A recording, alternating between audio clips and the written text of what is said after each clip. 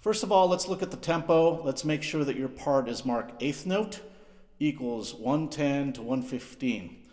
If it's marked quarter note for some reason, please cross that out and change it to eighth note equals 110 to 115. Okay, one bowing suggestion before I get started into the meat of this. In the third large beat of measure 1, you're going to see on an A sharp with a dotted eighth note duration, followed by 2/30 seconds.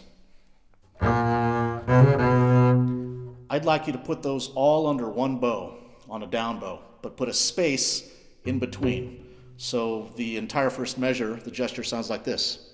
And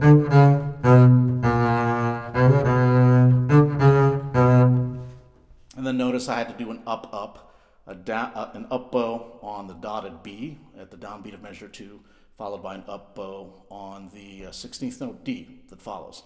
And that's in order to recover the notes so you end up in the right part of the bow.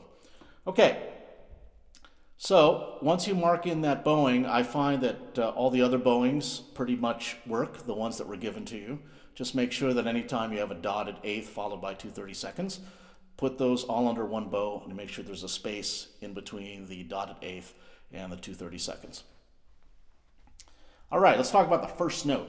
The first note is a B natural, which is dotted, a dotted eighth. And you're going to see that a lot. You'll see B natural, dotted eighth note in the first measure, the second measure, the third measure, and it just comes back over and over again. And you'll also see other dotted eighth notes at the beginnings of a lot of these measures. So it's very important that you treat these dotted eighth notes at the beginnings of the measures, especially the B's, with a long bow without very much of an articulation, but more of a zoom with a long bow that eases into the note. So you heard me do it, I'll do it again, but this time I'll isolate it. I didn't use any vibrato that time because I wanted you to really hear what I was doing. Notice that there's no hard articulation. I'm just easing into the note. It's just kind of zooming into it. The metaphor, the visual that I hear a lot of people use is that the note has to sound like a flower is blooming in the springtime. So anytime you see those videos of flowers blooming in the video, that's kind of how it is. It's not a quick, sudden attack of the note. It's very much easing into the note. All right, look at the end of the first section right before the repeat. And then also, let's look there first.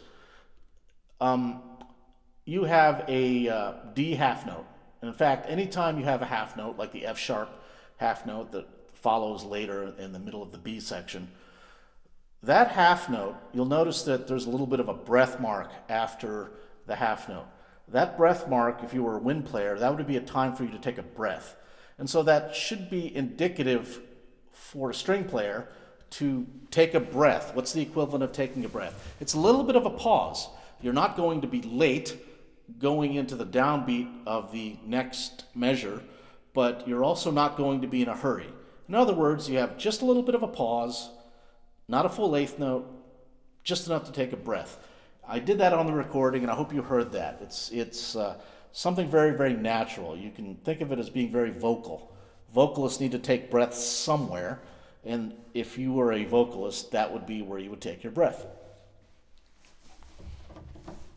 And please notice the retake bowing that I have in the part. That'll probably encourage you to do a breath mark. Well, that's not actually my bowing. It's what just a lot of people do, and it's in your part. So you should just go ahead and do it.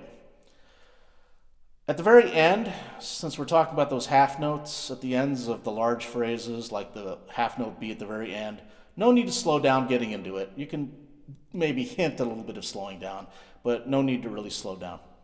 I think that the best thing that you can do on this piece is to listen to a recording.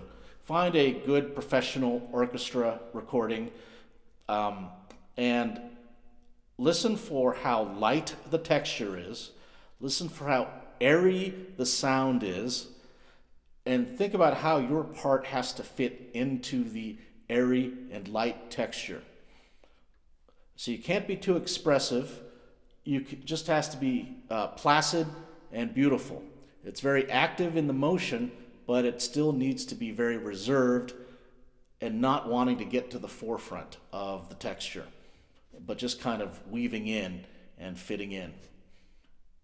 That's about all I can say about this piece other than enjoy it. Most people know the melody. You probably recognize it, but so will other people, the people listening to you. So since it's a really well-known melody, you have to play it really well, but don't let that intimidate or make that something daunting. It's really just beautiful music. Bach writes beautiful music, and I hope that even under audition circumstances, you enjoy playing this beautiful music and enjoy the tone. It's very idiomatic for the bass, and no matter what happens on this, you should just come out with a smile on your face because you got to play a little bit of Bach. Good luck and have fun on it.